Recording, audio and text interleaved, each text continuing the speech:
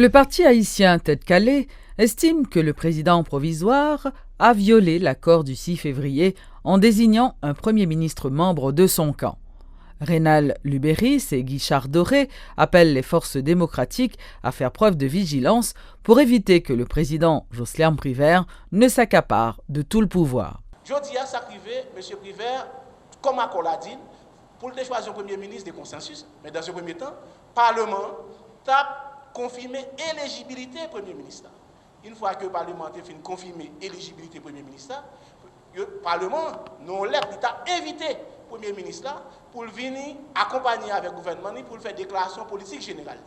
Si le Parlement a un vote de confiance à la politique générale, à ce moment-là, le Parlement a écrit le président de la République pour dire qu'il a accepté le Premier ministre. Là, maintenant, le président a arrêté pour le nommer Premier ministre et puis il a installé l'après. Nous, M. Privert fait le contraire. Il prend la dernière étape là, il saute tout le reste. Sur ce point, nous dit point ça dans l'accord là, la partie 3 de l'accord, il est violé par le président Privert. Mais on l'autre bagaille. Constitution dans l'article 137, il dit que comment pour choisir le Premier ministre. C'est en consultation avec le président des deux chambres. Je dis, après de parler là, il y a une vacance présidentielle au niveau du Sénat de la République. Pas gagné président Sénat républicain. Parce que M. Privert, qui était président et Sénat républicain, il a démissionné. Donc, faudrait-il qu'il fasse une élection pour gagner un président dans le Sénat. Mais si c'est dans les c'est grave, quand on est président de la République, donc on dit que faut M. Privert retourner dans l'accord là pour faire application à l'accord là, puisque c'est à la fois le concepteur, le rédacteur, le négociateur, le signataire, le bénéficiaire, il a voté l'accord, il a voté peut-être comme président de la République. Accord là, ça li bail président Privert là, si ça aurait un langage technique, il y aurait un mandat impératif. Là, on a un mandat impératif, ou pas qu'à sortir là-dedans, ou supposé être dans la limite mandat. Vous dites, vous pouvez finaliser le processus électoral là. Vous dites, qui j'en pour faire pour choisir un premier ministre, ou pas une pièce légitimité pour sortir dans ce accord là. Et c'est ça qui est véritable mission président Privert. Et chaque fois qu'il sort là-dedans, il met tête dans une situation de fait, dans une situation de facto, parce que il n'a pas gagné bagage légal, bagage constitutionnel pour le faire, ça l'a fait. Donc, je pense que je dis à la bonheur encore pour nous dénoncer ça. Il y a encore temps pour nous rappeler le président Privert à l'ordre, pour nous dire que ce n'est pas le peuple qui met le côté là. S'il a remis le pouvoir pour longtemps, il faut qu'il aille dans l'élection. En attendant son compromis qui mettait là pour le capable de remplir une mission spécifique par un route pas bois, il faut qu'il remplisse une mission ça. Les sénateurs du groupe minoritaire déplorent que le président provisoire utilise l'argument du manque de temps pour imposer un Premier ministre qui n'est pas consensuel. Ces élus rappellent la nécessité d'un partage de responsabilités entre toutes les tendances politiques pour parvenir à sortir le pays de la crise. D'un autre côté, des parlementaires du groupe majoritaire ont, eux, accueilli favorablement la nomination de Fritz-Alphonse Jean comme Premier ministre. Ceux qui sont pour, levez la main. Du côté du bloc minoritaire, composé de 9 sénateurs, la position est univoque. Fritz Jean n'a aucune chance de voir la déclaration de sa politique générale ratifiée. Pour la bande Ayuri la Tortue, cette intransigeance est une réponse claire au président provisoire Joslerme Privert qui, selon la minorité, a violé en tout point l'accord du 5 février. Selon l'élu du Nord-Ouest, au nom de Louis qui parlait au nom du bloc ce lundi, le chef de l'État n'a qu'un choix, faire retrait de Fritz Jean. Pour le parlementaire, l'ancien président de l'Assemblée nationale a résolument un plan.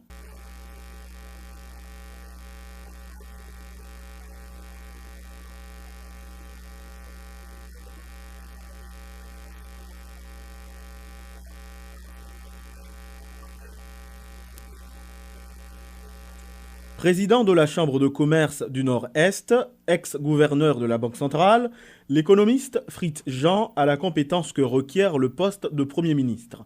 Le sénateur Jacques Sauveur-Jean, qui a longtemps côtoyé l'homme, n'en disconvient pas. Pour avoir été choisi par Joslerme Privert de manière presque unilatérale, les bagages intellectuels, la compétence et les qualités de M. Jean ont été vite éclipsés par la politique. Pour tenter d'expliquer le mauvais acte posé par le chef d'État provisoire, Jacques Sauveur-Jean emprunte une figure imagée.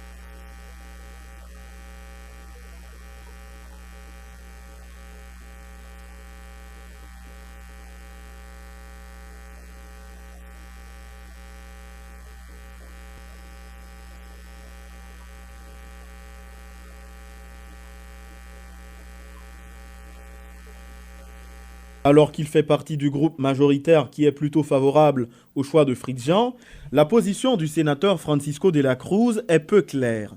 Évasif dans ses réponses concernant le vote qu'il s'apprête à accorder à la déclaration de la politique générale du Premier ministre nommé, l'élu du plateau central croit qu'il revient à M. Jean de dégager une majorité tant au niveau du Sénat qu'au niveau de la Chambre basse.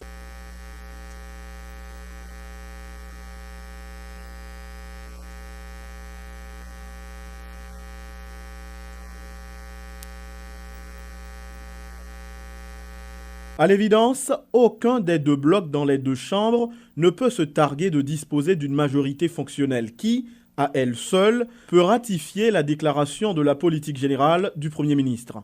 Lâcher du lest, ce devrait être l'attitude la plus légitime d'un côté comme de l'autre.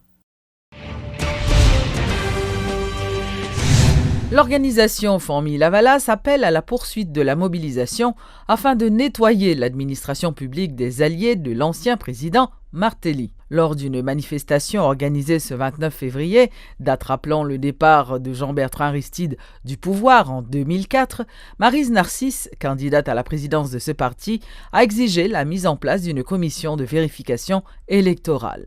Maryse Narcisse a plaidé aussi pour le respect des mandats constitutionnels des élus, tout en engageant le président Privert à agir dans le sens des revendications populaires. Il n'y avait pas de folle allée, ni de nappe métédifé dans les slogans ce lundi. Cependant, nappe crasé Parlement était très présent dans le discours des militants. Si les parlementaires tentent de bloquer le Premier ministre investi, Fritz Jean, ils auront à affronter la colère des sympathisants de Famille Lavalas, à en croire les propos de ceux qui participaient à cette manifestation. Affiche de Maryse Narcisse, poster de Jean-Bertrand Aristide, pancarte avec des slogans hostiles à certains parlementaires, les adeptes de l'ancien prêtre ont frappé fort ce 29 février. Une date qui laisse un goût amer dans la bouche des dirigeants de Famille Lavalas. Le départ de l'ancien président Aristide le 29 février 2004 est la cause de tous les maux que connaît le pays actuellement, à entendre Maryse Narcisse.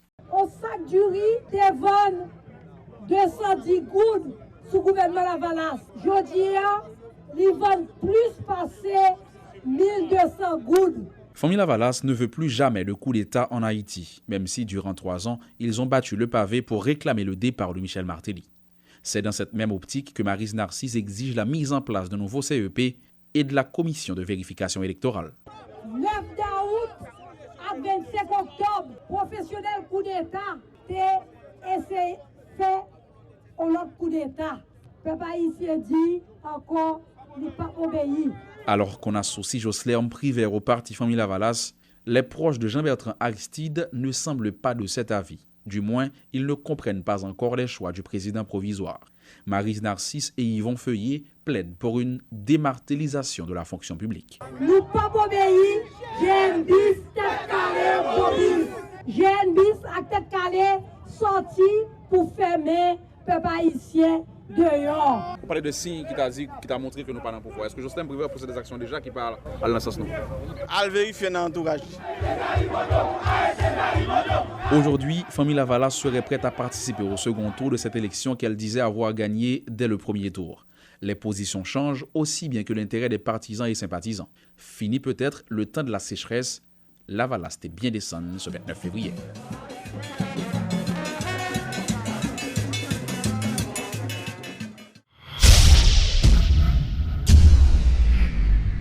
L'élite politique haïtienne souffre d'un total discrédit auprès des électeurs et selon l'écrivain Gary Victor.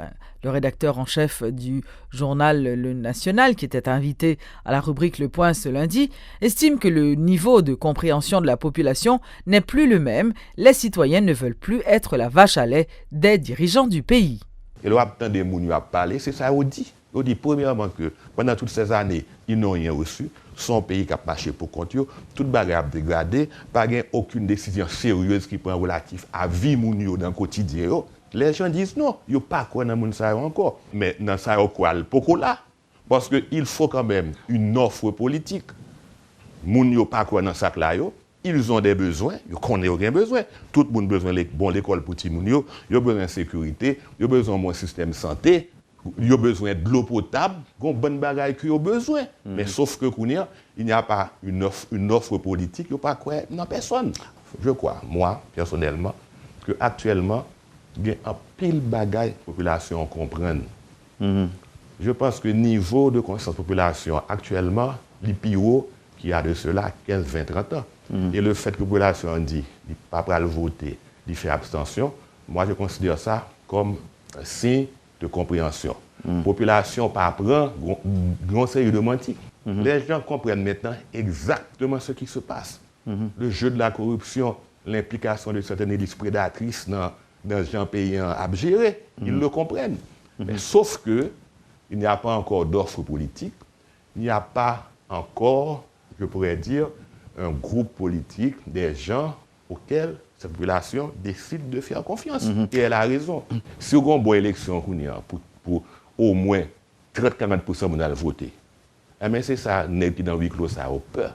Ils ne veulent pas d'une élection honnête et libre en Haïti, parce que sauf une bonne élection en Haïti, avec un minimum de sécurité et que les gens décident d'aller voter, encore qu'il faudrait une offre politique, il faudrait quelqu'un avec une autre offre politique qui est différente de ça que M. Sawa a offert.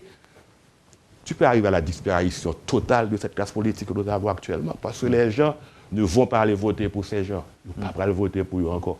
Parce que ces gens veulent autre chose, la population veulent l'autre bagaille qu'on y a.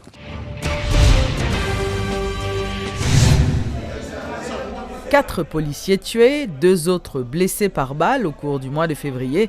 C'est là le bilan communiqué par la police nationale dans le cadre d'une conférence. Selon le porte-parole adjoint de l'IGPNH, 65 dossiers ont été traités par l'institution policière. Le commissaire divisionnaire Michel-Ange Gédéon a été installé à la tête de l'une des plus importantes instances de la police, à savoir la Direction centrale de la police administrative. L'ancien responsable de la Direction départementale de l'Ouest, la DDO, revient donc sur la scène après plusieurs années d'absence. Je m'engage à mettre à profit de l'institution policière mes connaissances et mes expériences dans de nombreuses facettes de la police.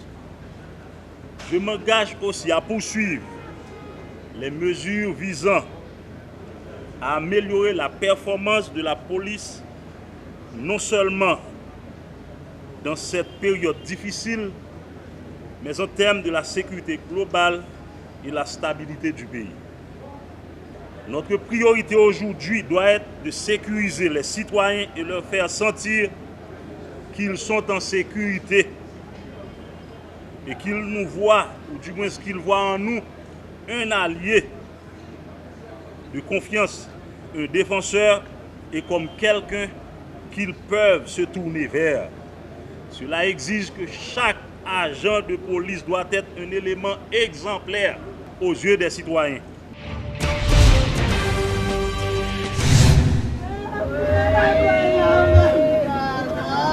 Les funérailles de Dédu Lionel Prévillon, ancien garde du corps de Jovenel Moïse, assassiné par balle le 8 février dernier, ont eu lieu samedi.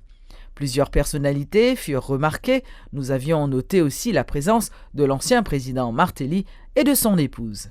L'elle tombée, il était fin de déposer nos réunions et puis il était dit avant de déplacer, chef là, vous connaissez que ma partie vendredi, je vais le petit mounio et il a tourné 22. Je vous dis, il nous sécurise. Il n'y a pas de parti. Il n'y a pas de temps pour nous. Mais m'a dit toute famille privée, petite, madame, frère seul, maman, le papa, pour ne pas oublier que Prévillon, c'était membre d'une grosse famille. C'était membre d'un groupe monde qui aimait monde. Je dis, Prévillon allé, mais eux-mêmes, il a toujours été dans le cœur. Et n'a toujours été bon côté. Ressors bien chez toi.